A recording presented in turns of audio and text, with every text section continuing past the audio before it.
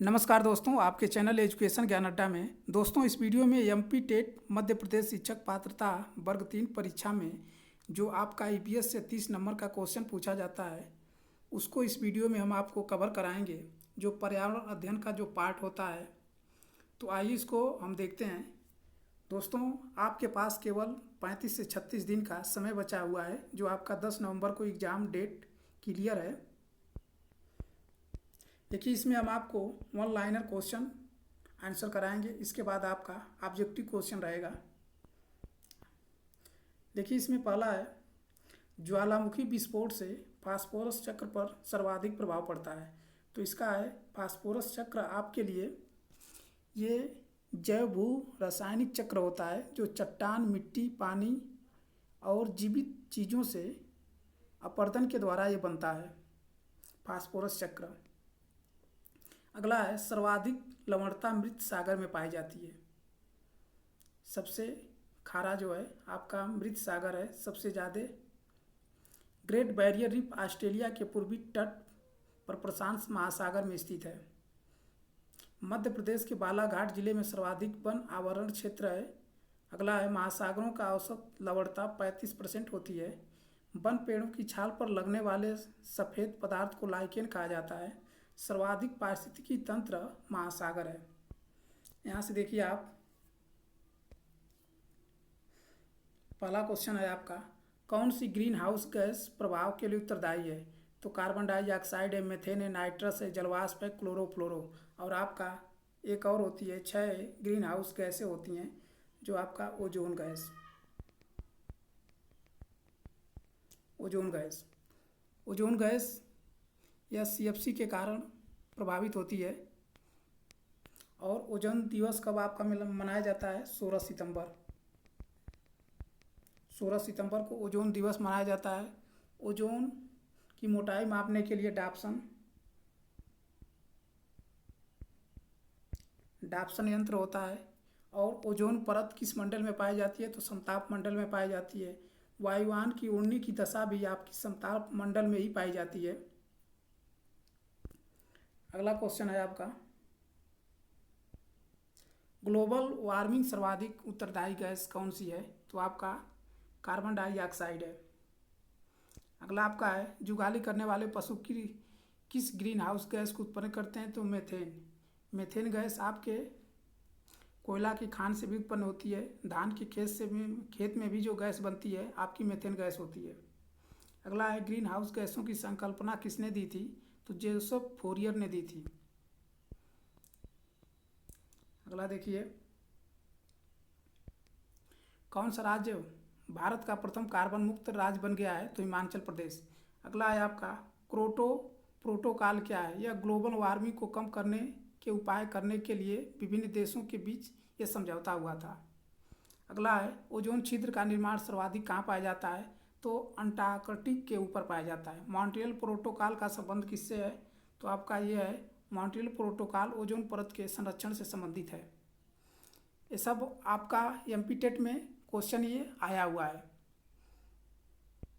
अगला है, कौन सा वर्णक वनस्पति को पराबैंगनी किरणों के दुष्प्रभाव से बचाता है? तो कैरोटीनाइड है। अगला है, UNEP united nation environment programme का मुख्यालय कहाँ है? Nairobi, Kenya. अगला देखिए, हरा सूचकांक ग्रीन इंडेक्स किसके द्वारा विकसित किया गया है? तो आप विश्व बैंक द्वारा। राष्ट्रीय वन अनुसंधान संस्थान कहाँ स्थित है? तो देहरादून में है। अगर यही पूछ दिया जाए कि आपका केंद्रीय अनुसंधान केंद्र कहाँ है? तो आपका ये लखनऊ हो जाएगा। भारतीय वनस्पति संरक्षण का मुख्यालय कहाँ है? कोलकाता में आपका है। भोपाल गैस त्रासदी किस गैस का रिसाव हुआ था? तो मिथाइल आइसोसाइनाइड। ये 1984 में हुआ था। कभी कभी आपका सन भी पूछ देता है। 1984 में भोपाल में हुआ था। अगला है, वातावरण में क्लोरोफ्लोरोकार्बन उत्सर्जन पर प्रतिबंध लगाने संबंधित प्रथम प्रोटोकॉल कहाँ बना था? आपका मॉन्ट्रियल, कनाडा में।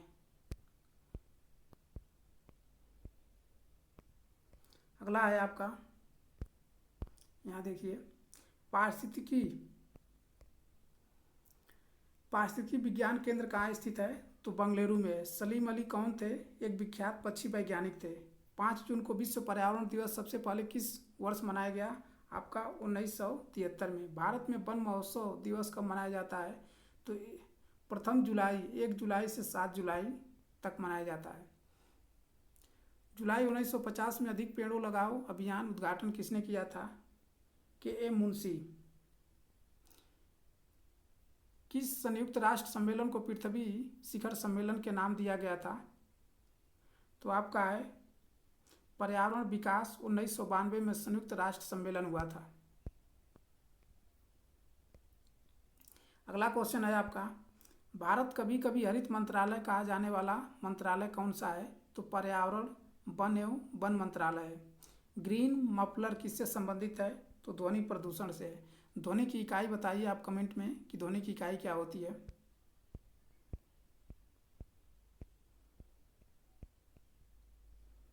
अगला क्वेश्चन है आपका, कौन से वनों में सर्वाधिक जैव विविधता पाई जाती है? तो उष्णकटिबंधीय वनों में सर्वाधिक जैव विविधता पाई जाती है। भारत में सर्वाधिक जैव विविधता वाला राज्य कौन सा है? तो आपका केरल है। केरल में कहाँ? शांत घाटी में। शांत घाटी में आपका सर्वाधिक जैव विविधता पाई जाती है। अगला क्वेश्चन है आपका,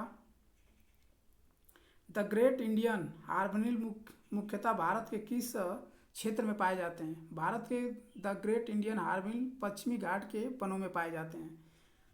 अगला आपका क्वेश्चन है, नेपाल तथा भारत में वन्यजीव संरक्षण प्रयास के रूप से सेब नामक एक नया संगठन प्रारंभ किया गया था। सेब का उद्देश्य क्या था? टाइगर संरक्षण करना। टाइगर रिजर्व कौन सा राज्य है? मध्य प्रदेश को टाइगर रिजर्व के नाम से जाना जाता है। भारत में सबसे बड़ा बाघ आवास कौन सा है? आंध्र प्रदेश में स्थित है Nagarjuna Sagar Shri slam tiger reserve है। विश्व की सबसे बड़ी प्रवाल भित्ति किस देश के तट के निकट पाई जाती है? तो ऑस्ट्रेलिया में द ग्रेट बैरियर रीफ के नाम से है। ये प्रवाल भित्ति सबसे बड़ी प्रवाल भित्ति है। इसको यूनेस्को की सूची में 1981 में विरासत में शामिल किया गया है। अगला है आपका, टॉप स्लिप के नाम से किस राष्ट्रीय उद्यान को जाना जाता है? इंदिरा गांधी वन्य अभ्यारण्य और राष्ट्रीय उद्यान को। किसी प्रजाति को विलुप्त माना जाता है या प्राकृतिक आवास में अगर नहीं देखी जाती है तो कितने? 50 वर्षों तक। बांदी राष्ट्रीय उद्यान किस राज्य में है? कर्नाटक में है। मानस वन्यजीव अभ्यारण्य किस राज्य में है? असम में। और काजीरंगा भी आपका असम में ही है। पेरियार वन्य अभ्यारण्य किस राज्य में है? तो केरल में है। सिमलीपाल राष्ट्रीय उद्यान किस राज्य में है? उड़ीसा में। देखिए आपका राष्ट्रीय उद्यान और बाघ रिजर्व से एक क्वेश्चन तो अवश्य रहेगा, 1 से 2 क्वेश्चन अवश्य रहेंगे, उसको आप जरूर पढ़ लीजिए।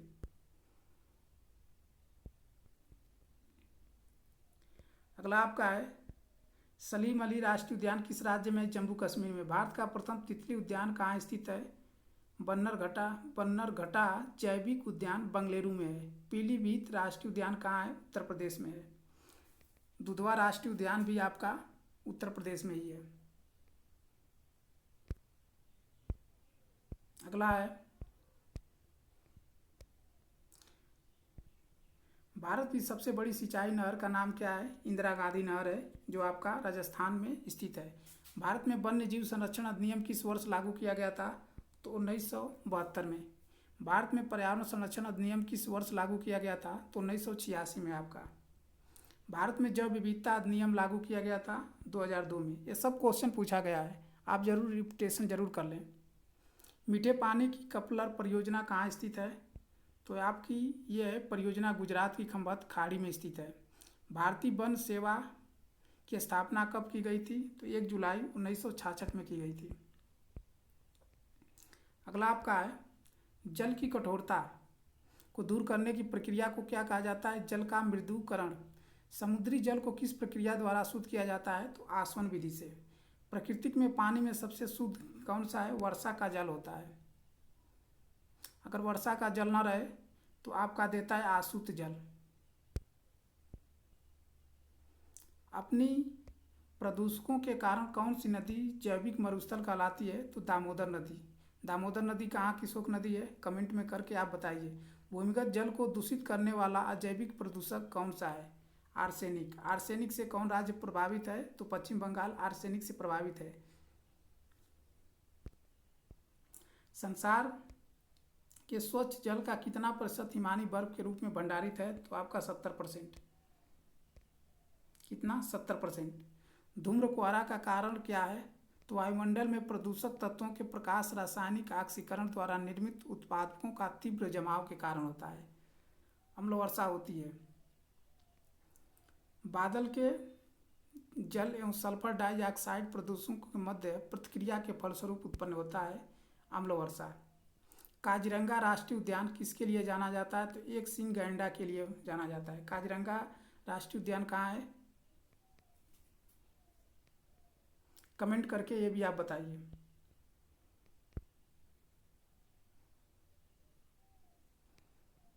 ये आपका असम में है।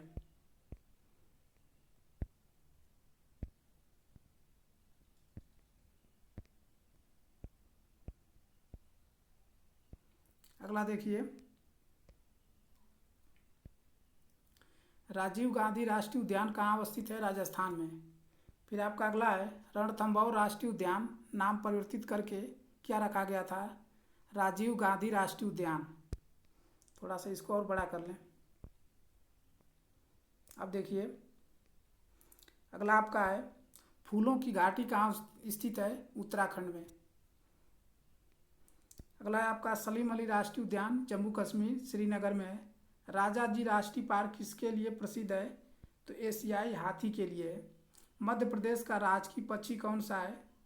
तो दूधराज या साहू बुलबुल। अगला है, मध्य प्रदेश किस राष्ट्रीय उद्यान को प्रोजेक्ट टाइगर से सबसे पहले शामिल किया गया था? कान्हा किसली राष्ट्रीय उद्यान। मध्य प्रदेश का राष्ट्रीय उद्यान और भी है,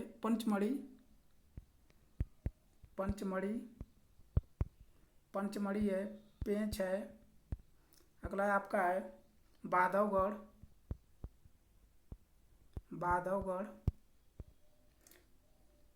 ये सब आपका मध्य प्रदेश के राष्ट्रीय उद्यान है। मध्य प्रदेश का तो आप प्रमुख रूप से याद रखिए, क्योंकि वहीं उसी राज्य की परीक्षा है, तो उस राज्य में अपने राज्य के बारे में जरूर याद रखें। अगला है आपका है टाइगर। देखिए क्वेश्चन मिल ही गया, टाइगर राज्य किस राज्य को कहा जाता है? तो मध्य प्रदेश को। इसलिए कहा जाता है कि सबसे ज़्यादा राष्ट्रीय उद्यान वहाँ पे हैं, इसलिए मध्य प्रदेश को टाइगर रिजर्व के नाम से जाना जाता है।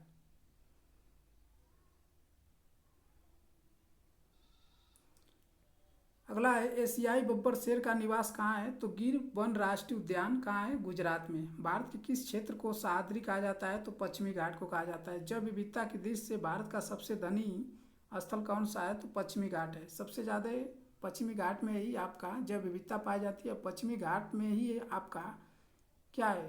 केरल में कहाँ? शांत घाटी में पाई जाती है।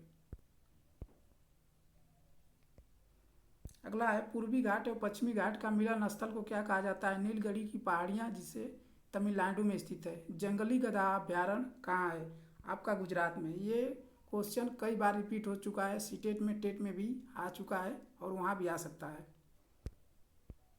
भारत का पहला राष्ट्रीय उद्यान कौन सा है और इसे कब अवस्थित किया गया था? तो जिम कॉर्बेट राष्ट्रीय उद्यान है। ये देखिए, कहीं कहीं पे आपका 1936 मिलेगा, कहीं कहीं पे आपका 1935 भी मिलेगा, तो इससे कन्फ्यूजन मत होइए। अगर 1936 ही ऑप्शन में दिया है, 35 नहीं दिया है, तो उसी को टिक लगाएंगे। अगर ये 36 नहीं दिया है, 35 दिया है, तो 35 को लगाएंगे। और जिम कॉर्बेट राष्ट्रीय उद्यान का पुराना नाम क्या है? हेली राष्ट्रीय उद्यान है जिसका पुराना नाम है। तो अब आप हमारे चैनल पर नए हैं तो चैनल को सब्सक्राइब कर लें। डेली इसका पर्यावरण का आपका वीडियो चलेगा, क्लास चलेगा।